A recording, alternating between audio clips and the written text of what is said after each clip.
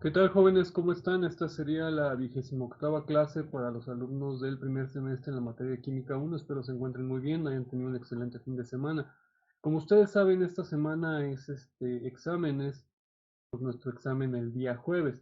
Justamente de eso quiero mencionarles primero. Yo cometí un error la clase pasada, la del jueves, que les había mencionado, que nuestro examen está programado para el martes. En realidad estoy equivocado, está programado para el jueves, ¿ok?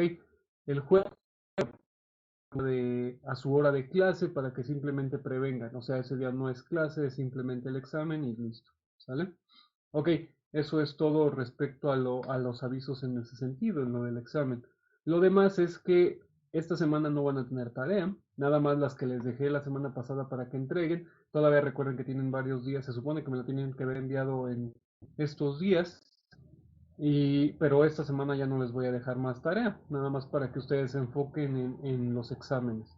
Asimismo, si tienen alguna duda, de hecho en especial, porque mi plan es que en esta semana únicamente me voy a enfocar en repaso, nada más voy a estar viendo repaso, en especial con los alumnos de primero B, que tengo una hora menos con los demás. Lo que pasa es que por el día tuvimos este descanso, no sé si recuerdan que fue el 16 de septiembre, ellos van una hora atrasada comparado con los otros dos grupos.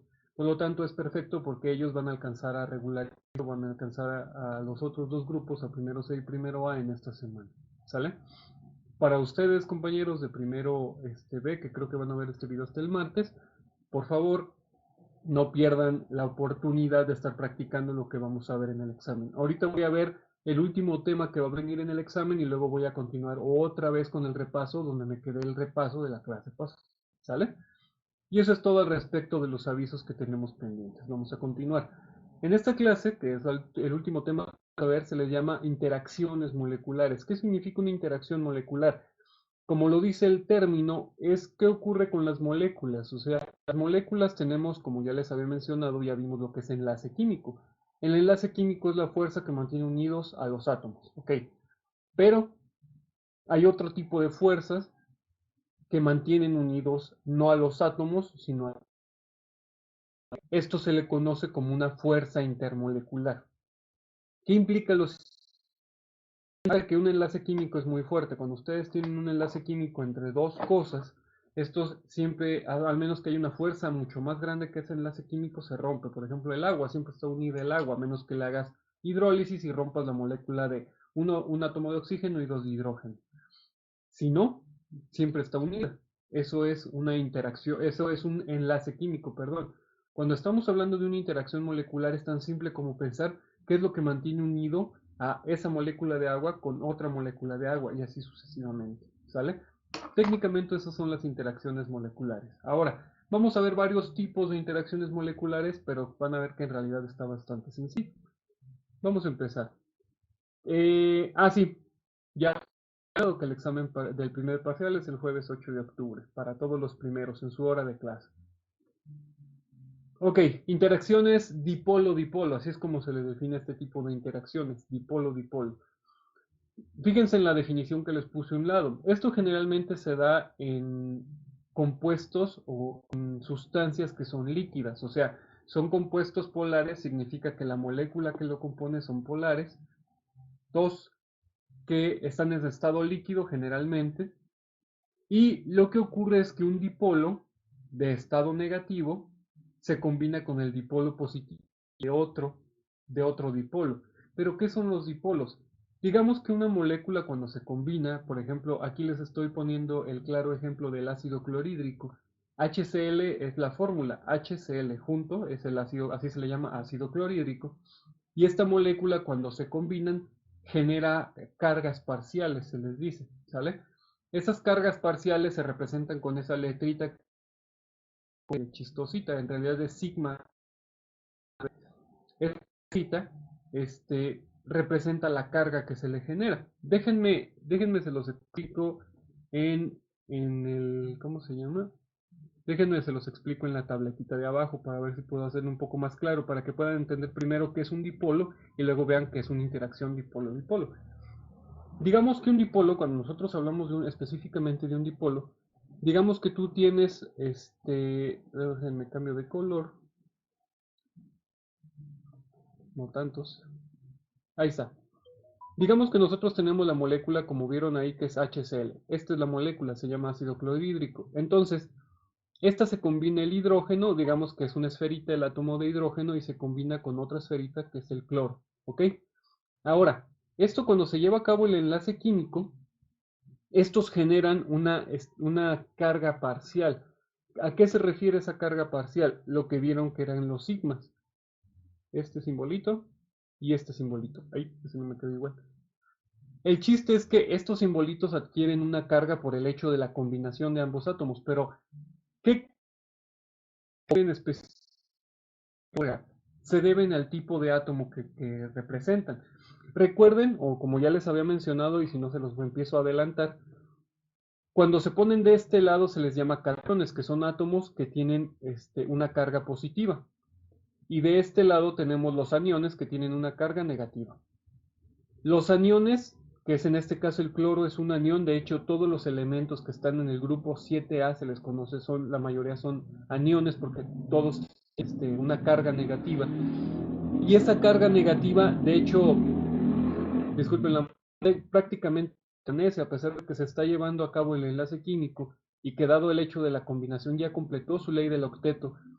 Dado que ya completó su ley del octeto, ya no debe de tener carga. ¿Por qué? Porque se supone que ya está quedando estable. Aún así, por el hecho de que es un elemento electronegativo, es que ese es aquí el chiste. Aquí el chiste de esto es la electronegatividad.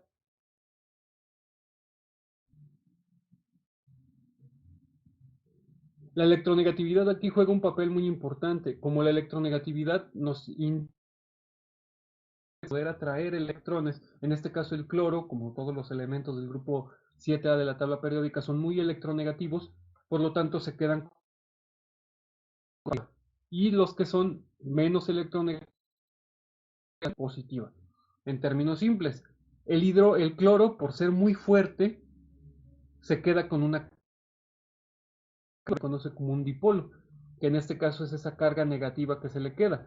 Y sigue siendo un dipolo, no significa que ya no sea un dipolo, esta carga positiva que se queda de este lado, pero al otro elemento. ¿Qué es lo que está ocurriendo? Que quedan estas dos cargas positiva y negativa. Es como con los imanes. ¿Qué pasa si hay otra molécula? En este caso, digamos, otro Cl, que están aquí a un ladito, digamos. Lo que ocurre es que dado el hecho de que esta molécula es con carga negativa, o sea, este dipolo tiene una carga negativa y una carga positiva, va a ser atraído por la carga positiva, la negativa, o sea, como altamente electronegativo, va a poder ser capaz de esta que también tiene una carga, recuerden que este también tiene una carga positiva y este también tiene una carga negativa. Entonces lo que va a ocurrir es que va a suceder una conexión, digamos, entre esta carga y esta carga, que sería entre estos dos átomos otra vez. ¿Por qué? Por las cargas parciales que quedan entre ellos. Entonces, eso es una interacción dipolo-dipolo. Por la energía, por así decirlo, electrostática que queden por la electronegatividad del cloro, le sigue, hagan de cuenta que es como si le quedara una energía y gracias a esa energía remanente que tiene, a pesar de haber hecho el enlace químico porque es muy fuerte, puede seguir atrayendo átomos que tienen en este caso también una carga parcial, que en este caso es una carga positiva. Eso hace que se combinen de esta forma. Al combinarse, pues imagínense así sucesivamente muchas moléculas, hace que tengan las propiedades, por eso se dice que es generalmente en los líquidos, porque los líquidos se empiezan a comportar como un conjunto, por eso el agua se mueve, digamos, como lo hace, o unido y se mueve como lo hace, porque por las cargas electrostáticas que siempre están igual entre estos, pues siempre se mueven al unísono, por así decirlo. De hecho, eso nos lo dice aquí en la definición. Nos dice, eh, las moléculas se alinean de tal forma que el extremo positivo de un dipolo está dirigido hacia el extremo del otro, ¿ok? Es lo que les acabo de mostrar acá abajo con mis dibujos preciosos. Y acá arriba, pues ya un poco más bonito que lo mío nada más, ¿sale? Si se dan cuenta, esos puntitos, esta línea punteada que les estoy poniendo aquí, esta imagen, simplemente es esa interacción entre dos dipolos. Un dipolo es la molécula que está del lado HCl que está del lado izquierdo y el otro dipolo es el HCl que está del lado derecho. ¿Sale? Como decía, voy a repetir todo. En los líquidos polares, las moléculas se alinean de tal forma que el extremo positivo de un dipolo está dirigido hacia el extremo del otro, ¿sale?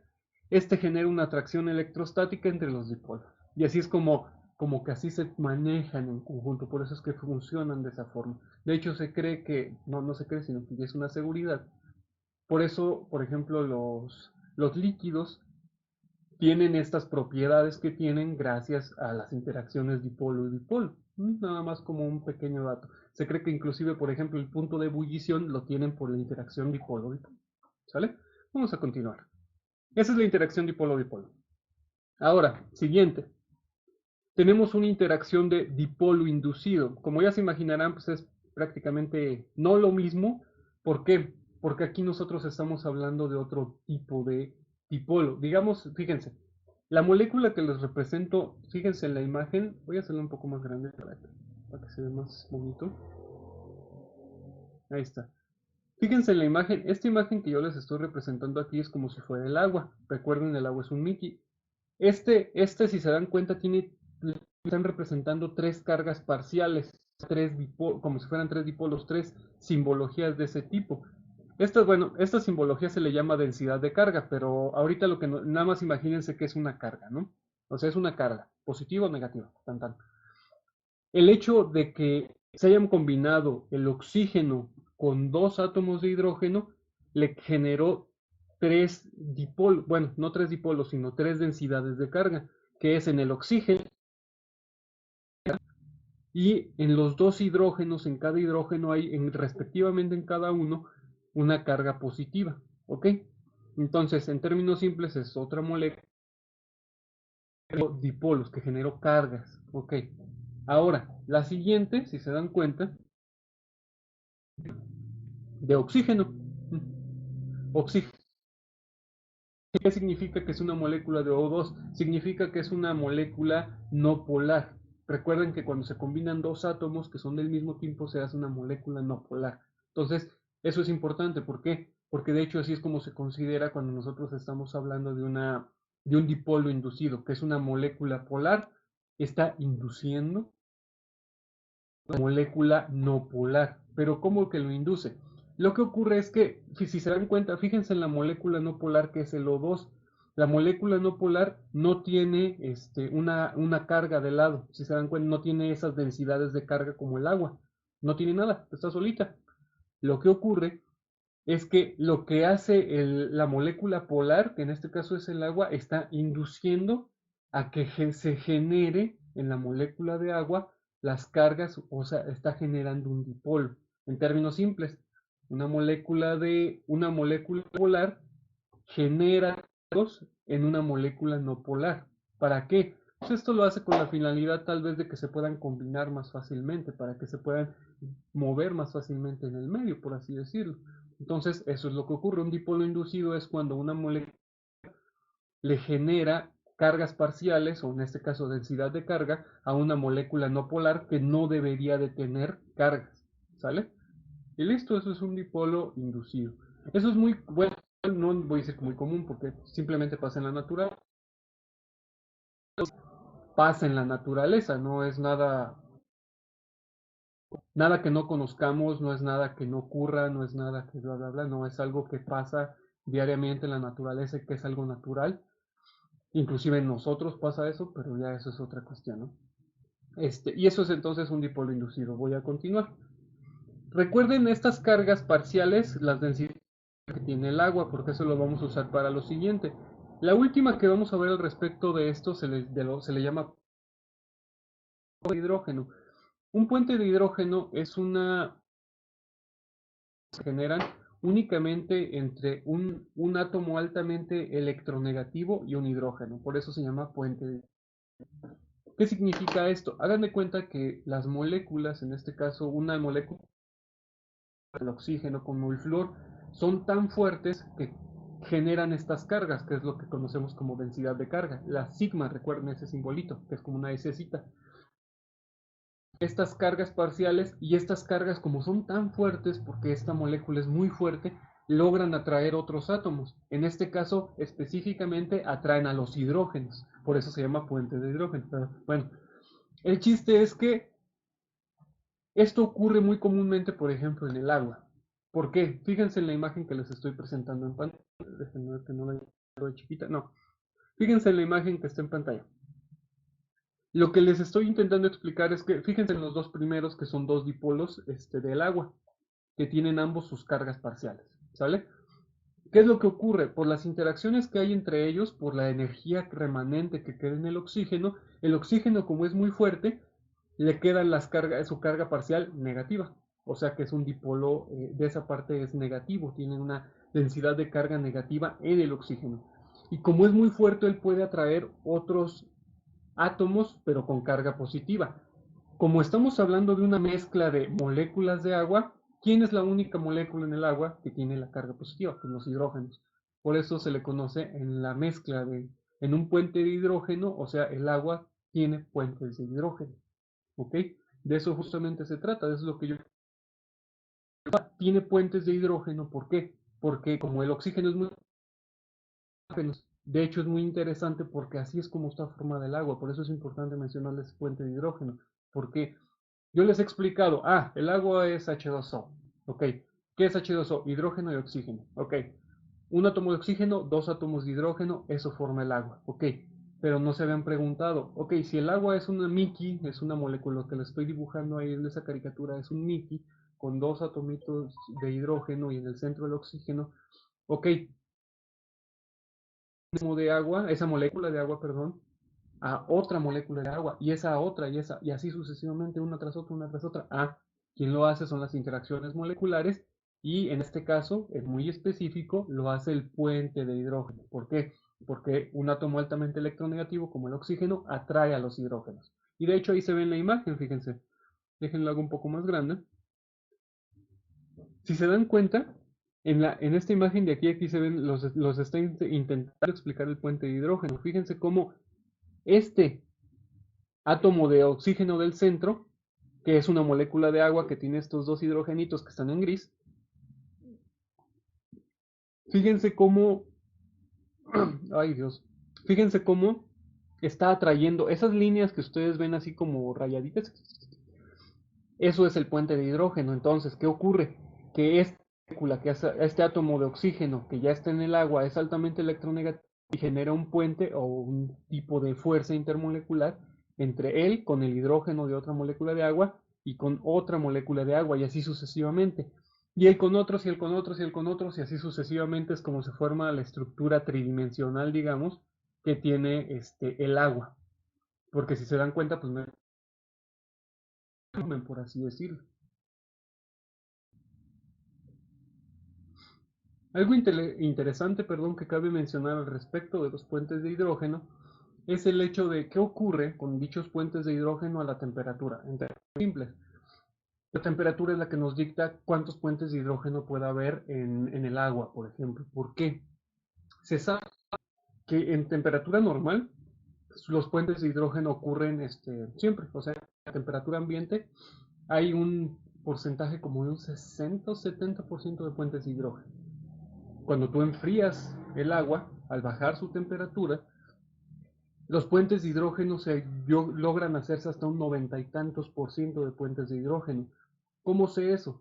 Por eso es que no sé si se han fijado que pongan un vaso de agua, una cantidad específica de agua, y cuando la congelas se expande. Es la misma cantidad de agua, pero el volumen creció. ¿A qué se debe esto? A que los puentes de hidrógeno técnicamente se hicieron mucho mayores ocupando un mayor espacio en el agua. Lo que sucede es que se hacen más interconexiones y se hace una estructura cristalina en tres dimensiones en espacio. Pero ¿qué pasa cuando tú aumentas la temperatura? Déjalo líquido y tiene la cantidad que echaste. ¿Ok? Significa que los puentes de hidrógeno ahí están, ya se siguen combinados, pero ya no tanto como cuando está congelado. Y es muy interesante porque si tú aumentas la temperatura, el agua es cualquier material, cuando tú lo calientas, las moléculas se excitan y estos tienden a moverse más, por así decirlo, digamos, de alguna forma. Ahora, ¿qué ocurre cuando llega al punto de ebullición? El agua sigue siendo agua cuando tú lo hierves. Acuérdense del experimento que hizo Lavoisier. Aumenta la temperatura y se hace vapor. Este vapor, lo que pasa justamente con los puentes de hidrógeno es que estos se separan. Las moléculas siguen siendo agua y están separadas, muy separadas unos de otros, pero disminuyeron casi por completo los puentes de hidrógeno. Vuelve a bajar la temperatura y se vuelven a juntar. Por eso les digo, los puentes de hidrógeno dependen completamente de la temperatura. ¿Sale? Entonces, esas son las interacciones moleculares. Creo que una forma de que puedan entenderlo más fácil es que es eso que mantiene, esa fuerza que mantiene unidos a una molécula con otra. ¿Sale? Y eso es todo. Vamos a dejar, todavía no la clase, todavía no termino, pero voy a dejar esta parte de las interacciones moleculares hasta aquí y empezar a ver el repaso de donde me quedé la clase pasada. Y así vamos a ir avanzando estos 3 días que me quedan para ya terminar esta parte. ¿Sale?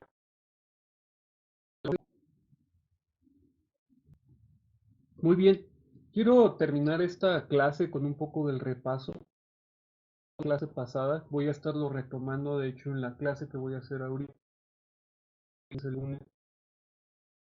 Este, voy a volver a hacer esa, quiero repasar esa parte del número atómico porque a veces, justamente sencillo, se les olvida mucho a mis alumnos pues, de todos los grados, de hecho, aunque no lo crean.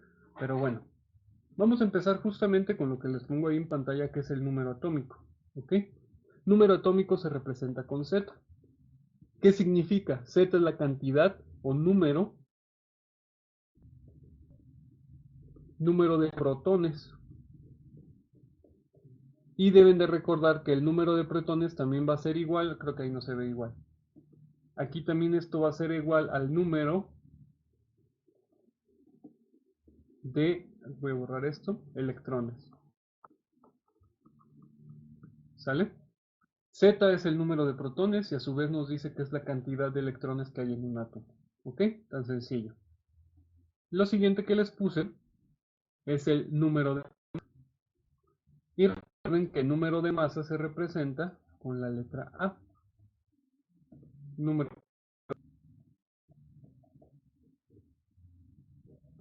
Y recuerden que el número de masa nosotros sabemos que es la suma de los protones más los neutrones.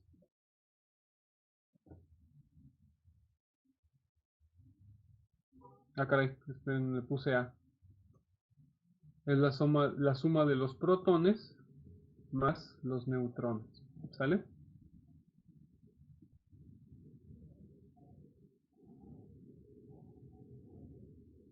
Sin considerar a los neutrones, únicamente a los electrones. Nada más protones y neutrones. Y eso es el número de...